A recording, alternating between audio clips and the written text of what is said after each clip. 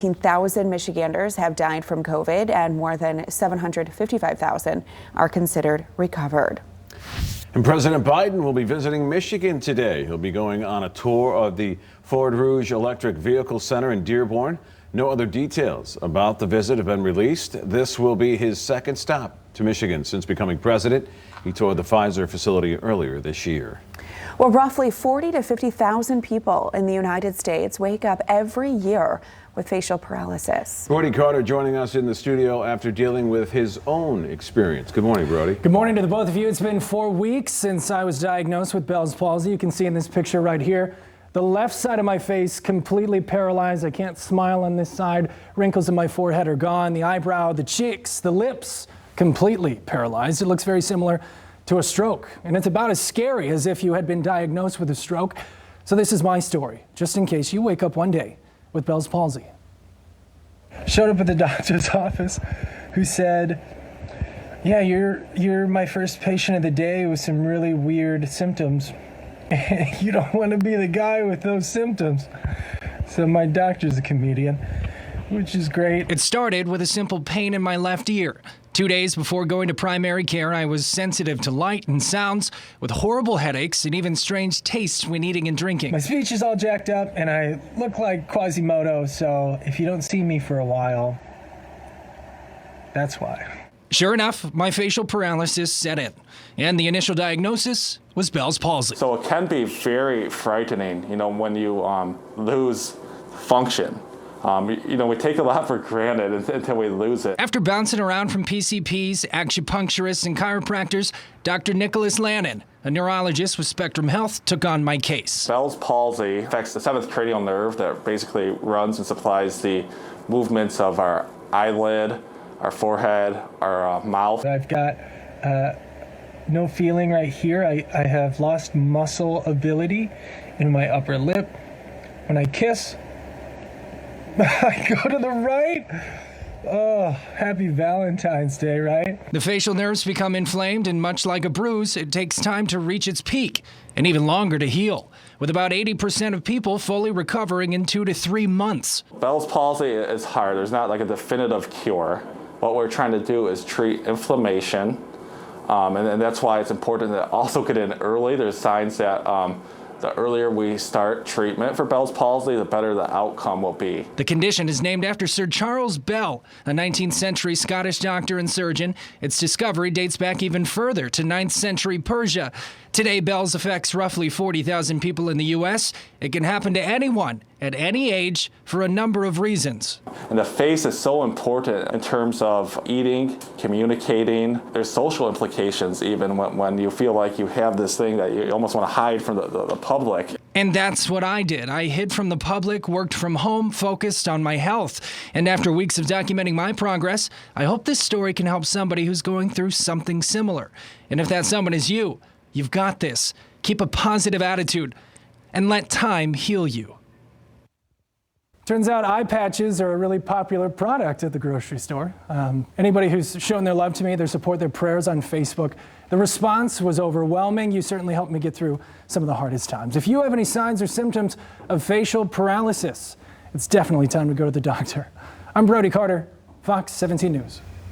All right, Brody, appreciate you sharing your story with us. I'm glad you're starting to feel better. Well, earlier this spring, a little girl named Ava Schmidt was a patient at Helen DeVos Children's Hospital. And to pass the time, she introduced a game that she had invented using Nerf guns and plastic toys to the staff and other patients. And it was such a hit that this week she returned with a donation of 45 Nerf gun games for the hospital, so more kids could enjoy the activities she created with the doctors and nurses during their stay. In addition to the toys, she brought a photo collage of all the different staff who played with her during her stay to commemorate all the fun that they had. It does look like they're having some fun there. It's 11 minutes after 6. Well, Governor Whitmer stirring up a bit of controversy after it was revealed she flew to Florida during the pandemic earlier this year, what she was doing there, and what the FAA is now saying about the plane that took her. And as we look at temperatures across the lower 48 states this morning, nothing really too cold on the map. That is a sign of things to come as we get warmer and warmer. We'll be into the mid-80s by the time we get into the end of this week. We've got your West Michigan forecast coming up next. And we want to wish happy birthday today to Jace, who is 9, Caper is 8, Michael is 6, Sahara is 9, Annabella is 10, and Gunnar is 5. We'll celebrate your children as well. Just send an email to mornings@fox17online.com. Happy birthday, all 6 of you.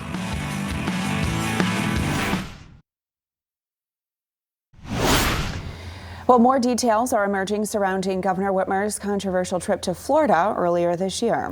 Aaron Parsegian has a look at what we know and the questions many still want answers to. A flight to Florida has become the center of controversy for Governor Gretchen Whitmer after it was revealed she took the out-of-state trip in March, while at the same time urging people to stay home as COVID cases rose. I took a brief trip from a Friday to a Monday. 2 full days I was there. It was not a vacation, and it was not a gift. Whitmer says she went to help assist her ailing elderly father, who owns property in the Sunshine State. Her office saying they didn't disclose personal travel information because of security concerns. This flight was not paid for at taxpayer expense, and it was I don't know that there's anything more to add. The governor saying that last week, but days later, her office released more information about who paid for the private flight. According to a financial filing posted online, the nonprofit Michigan Transition 2019 paid more than $27,000 to charter the flights. Whitmer paid $855 for her seat on the Gulfstream G280 jet. The nonprofit that footed the bill is tied to the governor and was created to pay for her inauguration. Republicans blasting that revelation. Michigan Rising Action Executive Director Tori Sachs called for the payment to be investigated. There is no legal theory where reimbursing $800 for a $27,000 flight solves anything, she tweeted. The plane is reportedly owned by the families of 3 prominent Michigan business owners, and the company who operates it, Air Eagle LLC, may have potentially violated federal regulations. The FAA telling Fox 17 Monday the company does not have proper certification to operate chartered flights, and that they are investigating the matter. And this governor has failed to be a leader that we can trust. Republican lawmakers say there are still questions they want answers to, and they may open their own investigation. What was the purpose of the nonprofit chartering this plane? If it was indeed just for the governor to travel to Florida, well, then her $800 ticket isn't sufficient. Then she would have to pay the full freight. Michigan House Oversight Chair Steve Johnson says he's asking the administration for answers and is considering holding hearings to look into the financial arrangements of the governor's travel. Things are just not adding up with this trip. It seems like she's trying to hide something. Meanwhile, Whitmer's chief of staff says, quote, "I acknowledge we could have done a better job of answering questions about this trip with more clarity, while also balancing the need to protect the governor's security. And for that, I take responsibility." For Fox 17 News, I'm Aaron Parsegian. Now, we did try to reach out to Air Eagle for comment, but were unable to get in touch. Good morning, everybody. Welcome to a Tuesday morning. Going to start off to be a really beautiful day. As a matter of fact, our sunrise came up about 90 seconds ago at 6:16. It is 6:17 and 40 seconds right now. And as we look at our live webcam shots here, Pier Marquette, that's up in Muskegon. Muskegon looking out over the pier head there. Holland, South Haven, we've got blue sky, clear sky, sunshine, temperatures in the upper 40s to lower 50s out there. Our shower chances will increase tonight. During the daytime hours, we're fine here. Maybe a shower as we get into the evening hours, a little bit better chance overnight, and then tomorrow even a little bit better chance of saying a shower or thunderstorm in there. Sounds like a lot of rain. It really is not. We're in a moderate drought right now, and I think that's going to be very hit and miss, but the chances of those will certainly increase through that time frame. Very warm. Not 80s today, well, probably upper 70s. Some of us could touch 80, but for the most part, as we get into the second part of this week, we'll be looking at highs in the mid 80s, and we'll increase the humidity as well. So you'll feel that stickiness out there. And again, that moderate drought will continue. Take a look at what's going on here with our live Doppler radar. There's no precip out there. We are dry with the clear skies. We've fallen to 49 in Grand Rapids, 43 up there in Big Rapids, 49 in Fremont. We're in the 50s at the lakeshore, and as cool as 48 right now in Coldwater. Here's a look back at the last 6 hours of clouds and radar movement. all the cloud cover is down to our south, and you can see there are some showers down there. All of this is going to surge northward. It's going to take its time to do so. So look at the clear skies. We're going to start with beautiful clear skies out there like we have right now. A fair amount of sunshine through the morning hours, and then those clouds will gradually thicken up a little bit through the afternoon hours. Plus, we'll probably have some fair weather cumulus clouds that form, but you could see with the showers that are down to the south will increase at least the chance at seeing some of those as we get into the evening and overnight period. Here's the U.S. drought monitor, and look at all of central and southern lower Michigan in that moderate drought. So if it seems like it's been dry over the last several weeks, indeed that has been the case. Now, we did pick up some showers just a few days back, but that did not do enough to alleviate the drought that's out there. And I think even with the chance of showers coming in overnight and tomorrow, that's not going to do a whole lot either.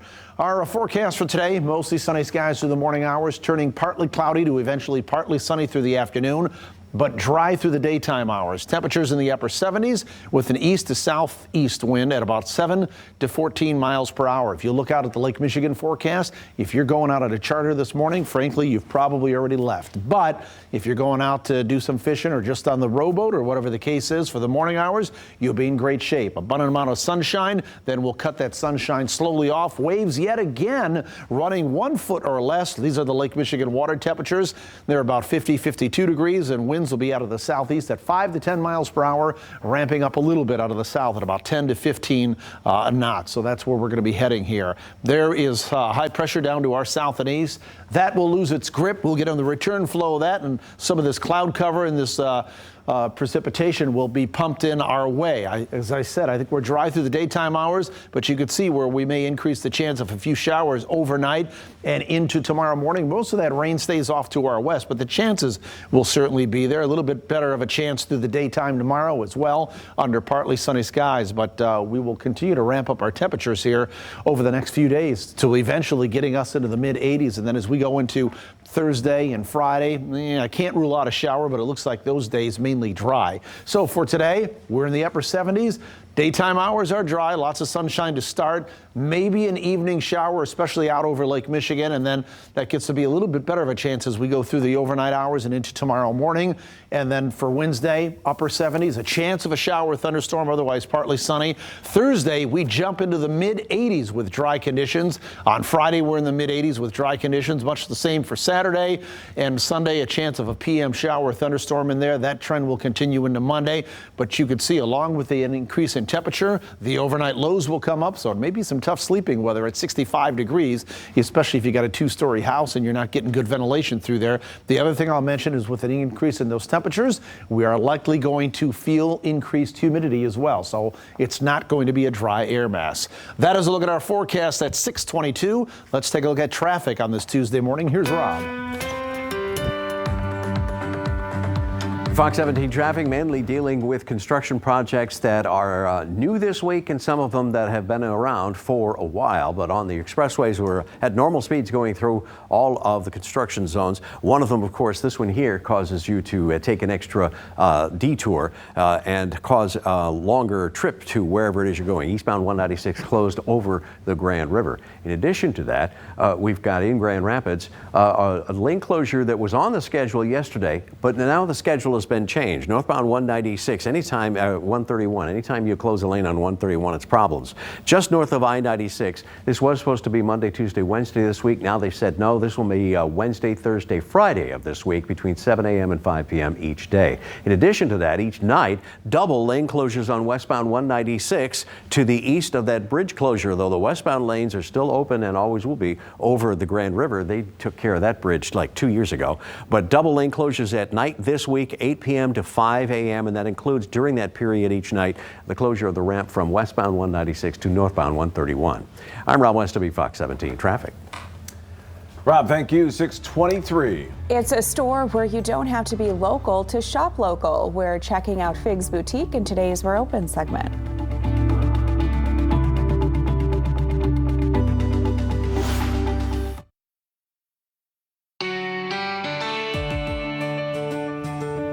Well, the pandemic is still having an effect on retailers in West Michigan. For our We're Open segment, we're here about one local shop made adjustments in both how they sell their items and what items they sell. Rob, good morning. Good morning. We've already heard about how Figs Boutique has a variety of customer types, including out-of-towners from Grand Rapids, even as far away as Chicago.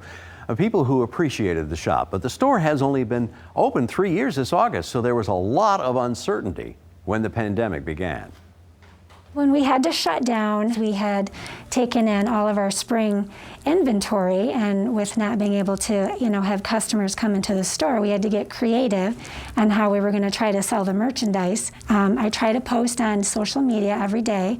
That did wonders. And then at that point in time, I also spent a lot of time developing a website, and I got that up and going. As a customer, I wouldn't want to go into a store and continue to see the same merchandise every year. I would want to see fresh. I would want to see new. For the most part, we do try to stay on top of having new things every season. Some of the things that I did order, they ended up not making them. There was one company who they went from using their fabrics from making their clothing items, and they switched and used all those fabrics to make masks.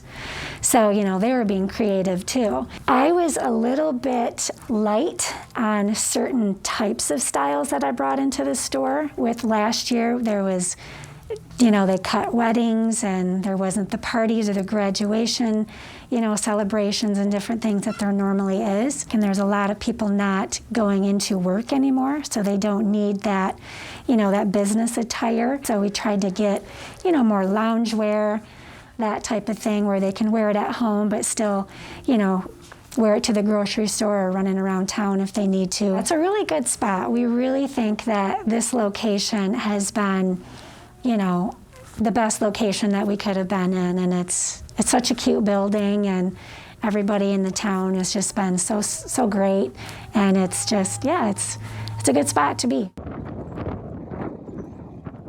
Open Sunday and Monday 12 to 5, Tuesday through Saturday 8 to 6. Figs Boutique is in Montague on Ferry and Dowling Streets. Open Sunday, as I gave you I gave you that already. Their website is shopfigs.com. Want to avoid the crowds? They can arrange for private shopping parties. Keep up with businesses that are open in West Michigan. Go to fox17online.com/open. I'm Rob Westerby. Rob, thank you. It is 6:29. A 33-year-old's death now under investigation. What the city of Grand Rapids is saying after loved ones say she fell from an electric scooter downtown. 1 week from today will be the one-year anniversary of George Floyd's death. Details on the deadline for lawmakers to come up with a police reform bill.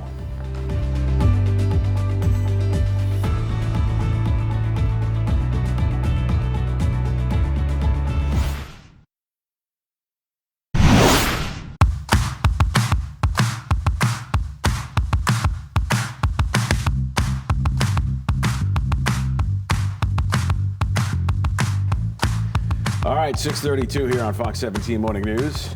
Kevin and his daughter. Yeah. Doing a bit of bike riding, Kevin. How'd that go? So the first time. Tell us about the seat. Tell us about your seat. Yeah, well, that was the second time that I've been probably really on a bike in about 35, 40 years. You. We went 10 miles up the White Pine Trail from Belmont to Rockford on Friday, and then she said, "Dad, let's go again." So yesterday we started this time in Comstock Park by the ballpark. Went through Belmont, which is about the halfway point up to Rockford, had lunch there, and then turned around and came back. That was a total of about 17 miles. So, nice. Yeah, boy, they don't make those seats on those bikes comfortable, do they? Holy smoke. Yeah. So what did you do to kind of fix it? Well, I took a pad, the pad that we sit on our oak chairs around the dining room table, folded it around the seat, and then took some strapping tape and taped it up. It didn't look the greatest, but boy, it felt a lot better, I'll tell you. Can you please take a picture of that and share it tomorrow? If somebody was up at the Craig household, I'd have them do it right now and send it for next hour, but they're all sleeping. But I will do that. It served its purpose, guys. Yeah. So anyways, we'll do it again. My daughter was like, "Hey, we should continue on to Cedar Springs." I said, "You realize we're in Rockford and we got to turn around and go back 6.5, 7 miles. I said, let's just call that a good day. So we'll get there eventually. You know, I said, don't try to conquer the world in just the first 2 or 3 times. So I think she got that. So anyways, good morning, everybody. Great morning for a bike ride or a walk. Maybe you want to take the dog out this morning. Look at how this day is starting. Here's a live shot in the Muskegon Channel. Looking to the east, I believe, with that sunrise that already came up at 6:16. Here's another shot, the Montcalm Area Intermediate School District in Stanton. Blue sky and sunshine. Abundant amounts of sunshine this morning. The clouds will gradually thicken up as we head through the afternoon hours. We'll turn partly sunny. The daytime hours will be dry. We'll have at least a chance of a shower as we go through the mid to late evening hours. A little bit better chance overnight, and then that chance will continue with a shower thunderstorm into Wednesday. I think a lot of us may be missed, but the chances of picking up some rain will be during those time frames. There's nothing on satellite or radar until we pull out to a wider perspective, and you can see there's some cloud cover down here. There's some rain that's going to try to move our way, but it's not going to get here today. But I think as we get into the later evening, maybe we see a shower out there. We're 49 in Grand Rapids, 43 up there in Big Rapids. Most spots are about 50 degrees or better out there. That's about where we should be for this time of the year, this time of the morning. I've got 52 at 7 a.m. Since the sunrise has already come up, you know, our coldest temperature occurs just around or a minute or two after sunrise, which is now in the 6 o'clock hour. So by 7 o'clock, we've already hit bottom and we're bouncing back. I think we'll be in the low 50s there. Sunny skies shooting up to already low 70s at noon with partly cloudy skies and upper 70s. Some of us may push 80 degrees later on today, turning partly sunny through the afternoon hours. And if that's not warm enough, we've got temperatures in the mid 80s by the time we go through the second part of this week. We'll talk more forecast details coming up in just a few minutes, plus your weather photo of the day as well. It is now 6:35. Let's talk traffic. Here to do that, Rob Westerby. And Fox 17 traffic, driving on time all around West Michigan. If you're going through a construction zone, chances are you're going to go through it still on time. Kalamazoo area is in good shape, so is Grand Rapids.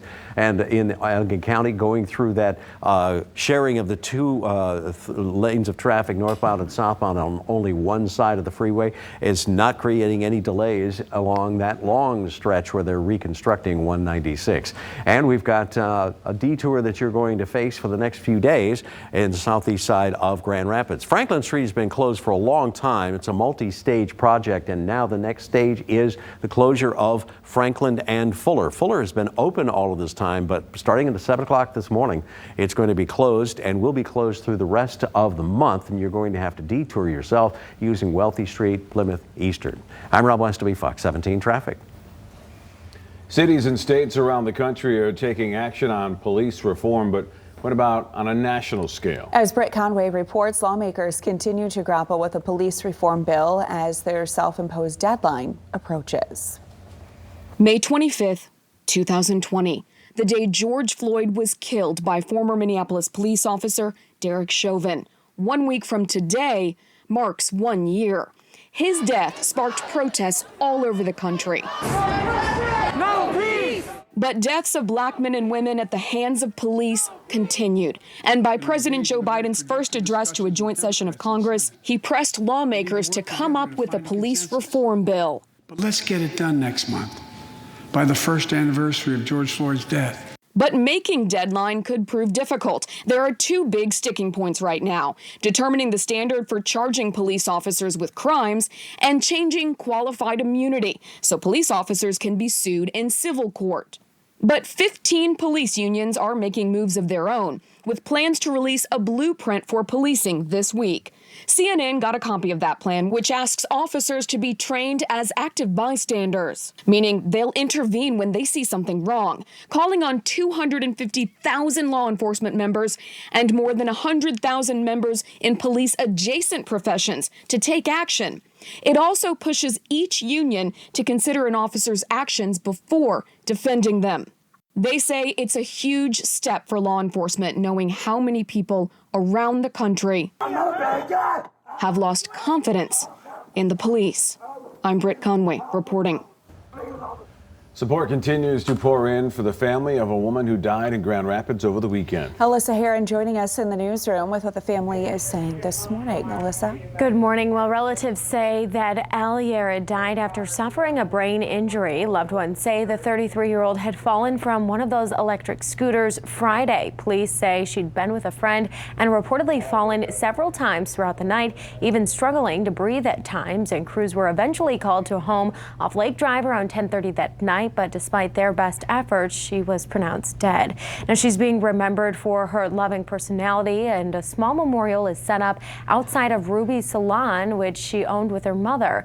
Elle was a graduate of City High and had attended the Douglas J. Aveda Institute. Her dad tells us he and his wife are heartbroken over her passing. She was a transgender woman, and one of her friends wrote, quote, "I'm so thankful to have known her, laughed with her, experienced life moments with her, and as someone who works with the LGBTQ population, I'm so thankful